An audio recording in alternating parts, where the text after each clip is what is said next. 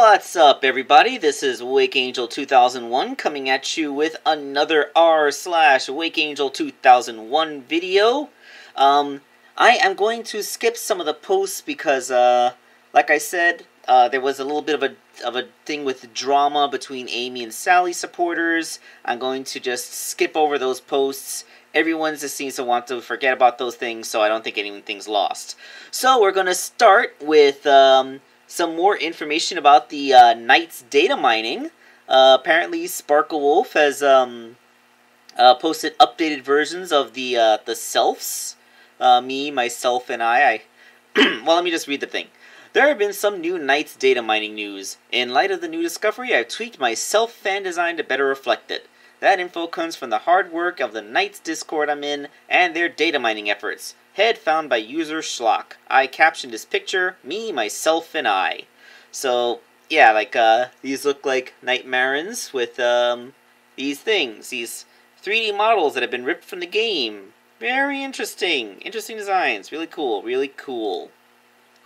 I mean, I still don't know a lot about Nights into Dreams, because I only really played the game.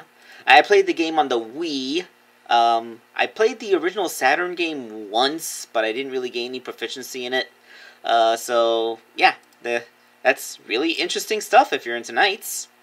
And also, Slimcognito has updated the baby Chow that was born of the Chow named after me. Zephyr. Sure, let's go with that. Zephyr. I mean, like, the only thing I could have come up with was maybe some pun on Nephilim, because, you know, it's the son of an angel, like, maybe Nephi, but that just sounds like the Loch Ness Monster when you have, like, a swollen tongue or something. Oh, look, it's Nephi! Yeah, so, yeah, Zephyr's fine. Zephyr Breeze. We'll go with that. So, yay, my Chow baby has a name. Then some more Knight stuff with, apparently Wiseman, showing some pictures of those, glorious lips. Oh man, Wiseman, what are you hiding under that helmet? If that chiseled jawline is anything to indicate, then, that must be quite a treat behind there. Yeah, so apparently this is part of a fan theory of Wiseman is actually a visitor, you know, like a dreamer who lost his Idia and has become a thing, and, you know, that's interesting. It would actually be kind of interesting to know what Wiseman is supposed to be, because, like, he could be an incarnation of, like, Morbius, or, like, you know, the god of dreams from Greek mythology or something like that. But, you know, the idea that he could actually just be a person, like, it could be interesting to reveal that he's actually a human being who's, like, comatose and his subconscious mind has become a despot in the dream world. That would be kind of an interesting thing, but, yeah, like, we really don't know what he is. So, yeah, lots of cool stuff. And another attempt at a redesign for Demon the Car. Yes, Demon the Car. Pay attention to that, because that will be important later. Along with a picture of her influence sheet. I see elements of the costume coming from all over the places. So, yeah. That's kind of cool. I think I like the design. Again, I missed the shoulder spikes. Like, I kind of like the whole apron thing thrown over, but I'm kind of missing the shoulder spikes. Like, I really did think that added a bit to her look. At least to her powered-up look. But whatever. Then, why was Silver in Forces? Okay, so this is interesting. Sparkle Wolf put a thing in here, so let me just read it out. I just had a thought. Silver being in Sonic Forces kind of ruins the whole Sonic assumed dead thing. Like, you're a time traveler, Silver. Why didn't you just go back in time to stop Sonic from dying? We know he doesn't die, but, like, the rest of the cast don't. Then again, I guess Silver being from the future is just as forgotten as Knuckles needing to guard the Master Emerald. And this is something to which I made a response myself. There's actually a pretty logical explanation. Silver is from 200 years in the future. That's a long time. Think of it in these terms. If you had to go back in time to the American Revolution so you could prevent the British from winning, and you knew a general named George Washington could have made all the difference, but records of him are vague since he was just another enemy soldier to the government, and the regime in charge may have actively tried to suppress information about him, how accurately do you think you'd be able to target your time machine? Furthermore, when was the last time you read a history book about a war from 2 centuries ago, heck, about 2 decades ago, that would have included detailed troop movements and enemy positions and stuff like that? Silver's doing his best with limited intel. Also remember, he's not a big brain history scholar. He's the same age as Sonic and most of the rest of the cast. He probably has a high school education, if that. I mean, we don't even know if there's high school in the post-apocalypse he comes from. So yeah, that is my full explanation of what's going on with that. Yay. Let's see. Skipping a couple more drama posts and another Knights. Wow, there's a lot of Knights in this one. This one's just kind of interesting because it lists Knights' cannon height. They're 150 centimeters tall. So by my math, that makes them almost exactly 5 feet. It's like a 4.9 feet tall, like just a little bit under 5 feet tall. So by human standards, that's very short, but that is taller than almost any other Sonic character. Like, for example, Sonic is only 3.5 feet tall. A full-grown adult Mobian character like Vanilla the Rabbit is 4'3", and Knights is about another 8 or 9 inches taller than that. So, yeah, that's kind of interesting. Of course, he's still shorter than Big the Cat, but I always thought that Big the Cat was like a big fat tiger, you know, because tigers are like the biggest of cats. So, yes, that is a thing. Kind of interesting. Knight's true height. And, of course, we gotta have the obligatory mention of Sonic Frontier, and people have been making the comparison to Breath of the Wild, because everything is compared to Breath of the Wild. Yes, a huge open-world game with pictures of a pastoral meadow and ancient stonework. That's a very common theme. But remember, folks, this does not mean that Sonic is ripping off the Zelda formula. After all, ancient ruins have been a thing since the very first Sonic the Hedgehog game. Like this sort of thing is kind of baked in. Like Marble Garden Zone from the very first Sonic game on Genesis. Yeah, like if Marble Gardens was in full HD on Sonic Generations, it probably would have looked like the screen cap on the left. Now, what does make it really cool is that this is it's like a fully open world where you can apparently go almost anywhere. That's going to be pretty cool.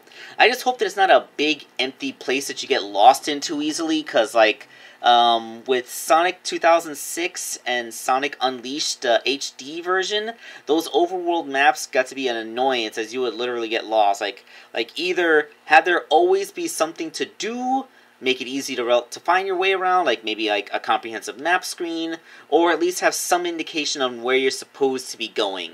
Because if you don't have those things, then you can very easily screw up an open world game. Okay. Let's see, then there was a little bit more drama, and here we go, full circle! Behold! Now the typo in my last post was intentional! Are you not entertained? Demon the car! What do you think of my car? Ah, yes. I love when typos become memes unto themselves. Oh, I love the internet and all of the wonderful things that it can do. Okay, then, Bluey Team Ultra Dive has updated their custom of Soap Shoes Sonic with different soap shoes that, you know, those look significantly cleaner. Actually, it looks like he modified Shadow the Hedgehog shoes. Kind of works. They still look a little bit rough, but they definitely look more clean than the last one. So, way to go, buddy. You're definitely improving up there. Yeah, definitely getting better. Okay, moving on to more custom stuff. Here's that classic Charmy that Social Media Menace is making, and yeah, that looks pretty darn good. So that's Charmy the Bee, done up in his classic style, helmet's a little bit angular, but I think that kind of fits in. Like, it makes him look different. Here's a comparison with him and all the other. It looks like a mix of the Jakks Pacific 2.5-inch figures and some of the Jazzwares figures, because they kind of scale with each other. There he is with apparently the base figure, which was a Tomy Classic Tales. And there he is compared to the original Charmy the Bee figure. And it looks like his antenna popped off, and what did you use hot glue to fix that? That kind of hurts me. Like, I have ways to fix Charmy's antenna that don't make it look like somebody stuck a giant blob of hair gel on his head. But yeah, your classic Charmy figure. Looks great. Fantastic little thing. Good on you. Good on you, Social Media Menace.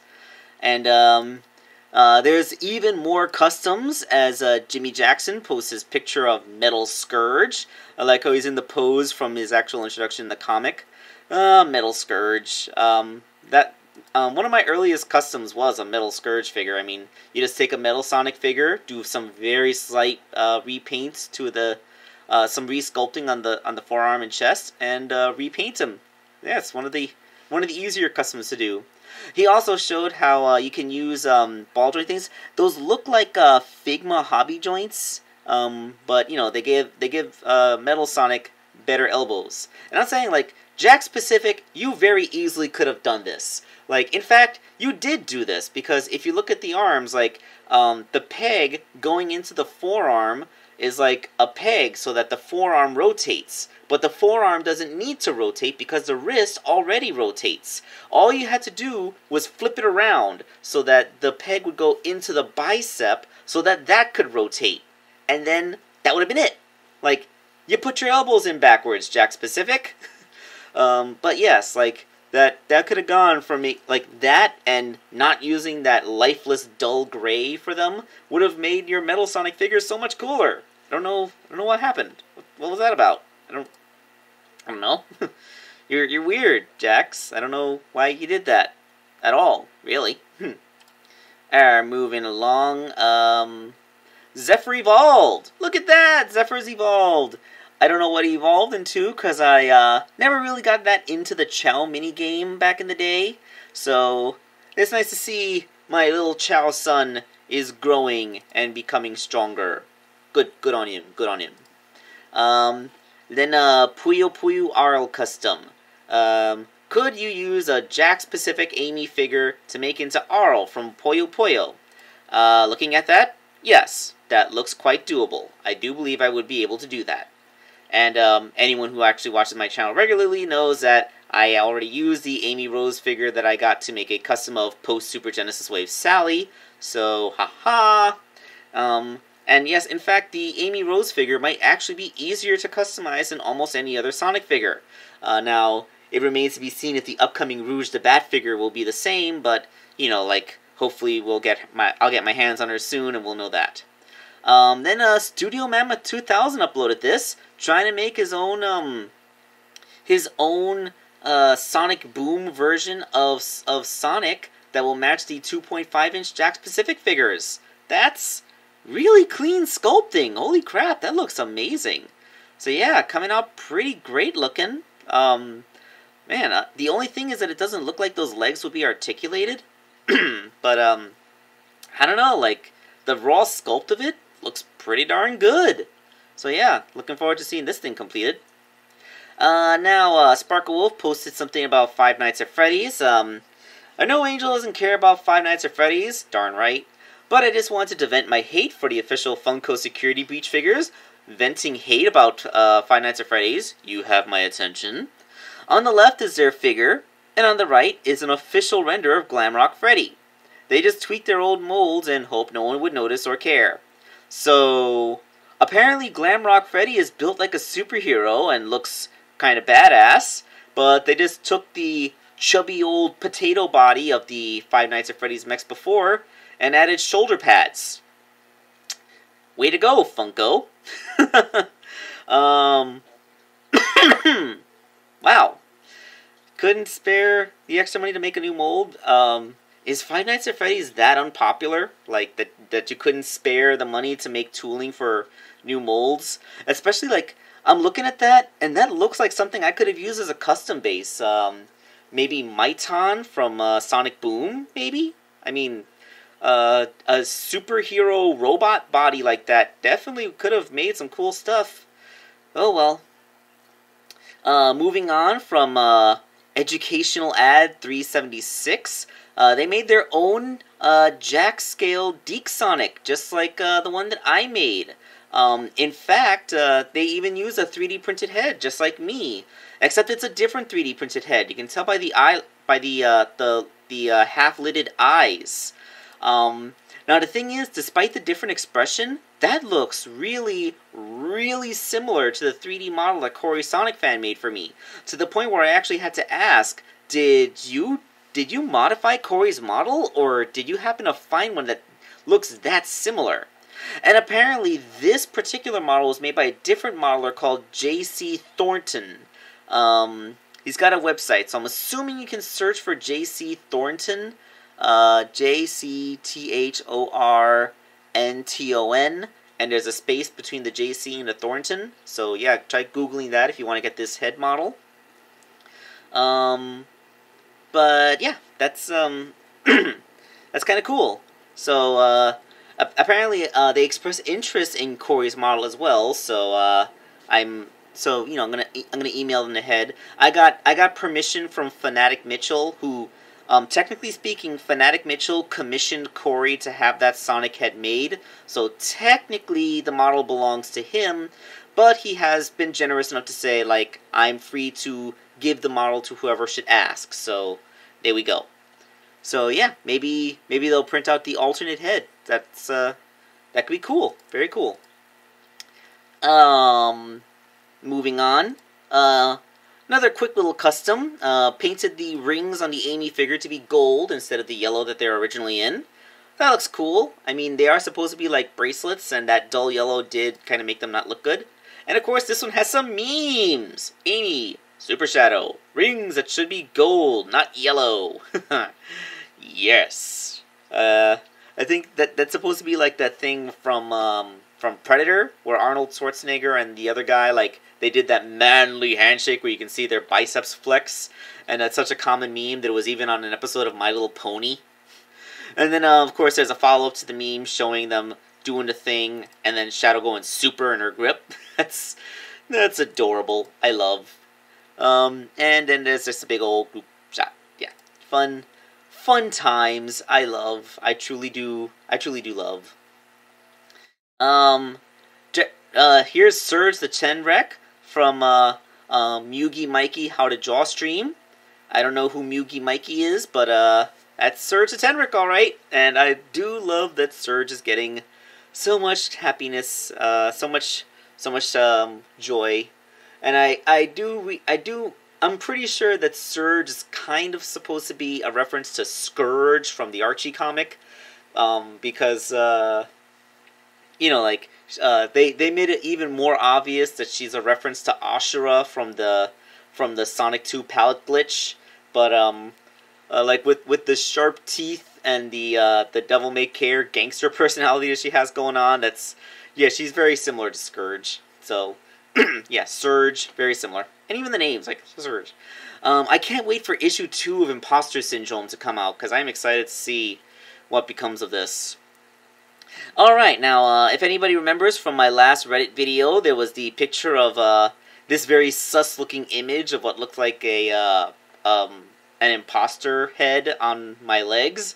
Turns out this is what it was for.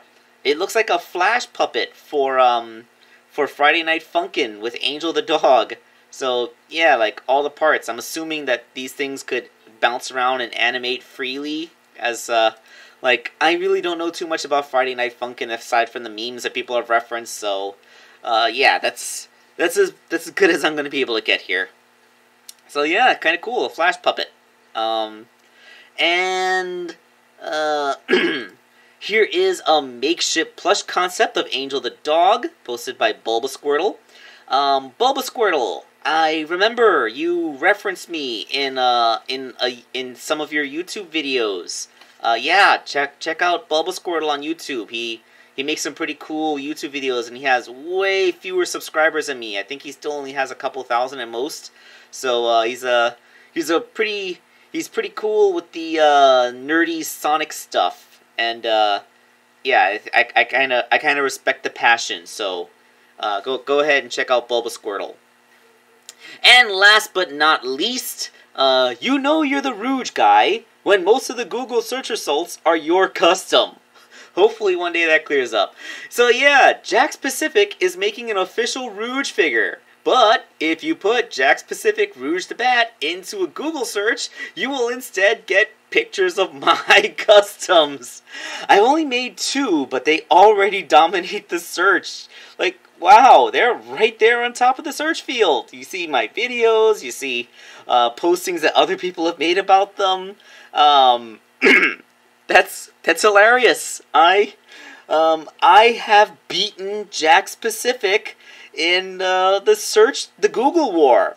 Like, you put up a Google fight for my Jakks Pacific Rouge figure, and it beats their Jakks Pacific Rouge figure. I wonder if this is still going to be the case once the Jakks Pacific Rouge figure actually comes out, like, in, like, January or February when the Rouge figure is available, and people start to post reviews of her online. Are people going to say, I'm going to look for a review of the Jakks Pacific Rouge figure? And they're going to, who is this Wakeangel guy? I wonder, like, it might be that day, like when S&T did the unboxing of the figure I made for her. It might be something like that, where all of a sudden I find myself with hundreds more subscribers, and those particular videos get huge numbers of views out of nowhere. So that's quite the thing to look forward to. Alright, so I don't know if you've been able to hear it, but I do have a sore throat. Ironically, I was waiting outside of a van for about an hour and a half yesterday to get a COVID test, and I think I caught a cold from standing out in the cold for such a long time. So yeah, I've been dealing with a sore throat all day, and I've actually been struggling to get through this video. So, it's probably been going on for quite some time, but I'm going to cut it off right here. Thank you all for watching, and this is Wakeangel2001, wishing you all a Merry Christmas and Happy Holidays.